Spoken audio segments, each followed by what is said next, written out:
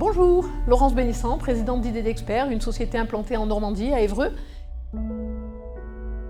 Alors, Idées d'Experts, c'est une aventure de scientifiques. En fait, on était un petit groupe qui faisait de la recherche-développement dans un grand groupe pharmaceutique. Depuis 2005, les grands groupes ont eu une stratégie d'externaliser la recherche-développement, parce que c'est un centre de dépenses et ça ne permet pas forcément de faire du chiffre d'affaires en première intention. J'ai ensuite rejoint une PME qui était spécialisée dans la recherche-développement en prestation de services, donc qui a mis à disposition la compétence des scientifiques pour les équipes qui n'avaient plus de recherche-développement. Et puis au bout de 4 ans, cette PME a connu des difficultés financières, donc j'ai décidé de reprendre mon site. Donc mon site est devenu IDD Expert, IDD pour l'histoire, expert parce qu'on est des experts scientifiques dans le développement de médicaments.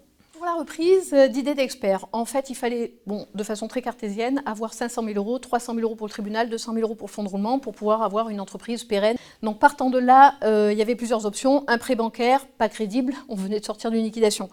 Faire une levée de fonds, ce genre de choses, sortant d'un métier où je ne connaissais pas encore tout à fait ça, il fallait monter un dossier, il fallait expliquer, etc. Je n'avais pas le temps puisque la liquidation a été prononcée au bout de 12 jours. J'avais 12 jours pour lever les fonds. Donc comment avoir 500 000 euros en 12 jours? C'est les amis. Donc j'ai fait un appel sur les réseaux aux gens qui me connaissent, qui vont être des instituteurs, qui vont être des marins, qui vont être des chômeurs, qui vont être des retraités, qui me font confiance par contre, qui m'ont prêté cet argent. Je l'ai mis à titre personnel dans l'entreprise. L'entreprise a ensuite bien fonctionné et je leur ai rendu avec 10% d'intérêt, puisqu'il faut bien rémunérer la prise de risque qui était de me faire confiance en fin de compte. Partant de là, l'entreprise elle a bien fonctionné, donc on a pu dégager d'autres bénéfices qui ont pu être reversés aux salariés. Il y a un tiers des bénéfices pour les salariés, un tiers pour acheter des équipements pour qu'on reste à la pointe en termes de recherche-développement. On donne une partie de nos bénéfices à des associations.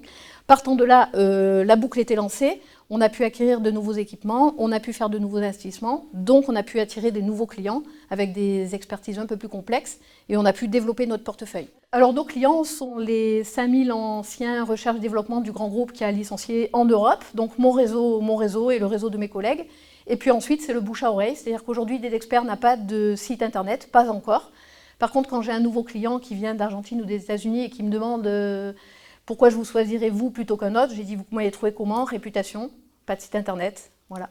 Tout repose sur les hommes et les femmes de l'entreprise. Donc on essaye de faire bien ce qu'on aime et d'aimer ce qu'on fait, et l'argent est une conséquence. C'est-à-dire parce qu'on travaille bien, on a plus d'activités. Mais par contre, on ne travaille pas pour la gloire non plus, donc on promet à nos clients des réussites, mais on négocie des primes en contrepartie des réussites, puisque nos succès sont leurs gros succès. Un exemple, on a signé un contrat en 2012, on s'était engagé sur 3 ans à faire des développements qui se déroulent en 3 étapes, avec finalement fourniture de l'eau clinique au mois de septembre 2016.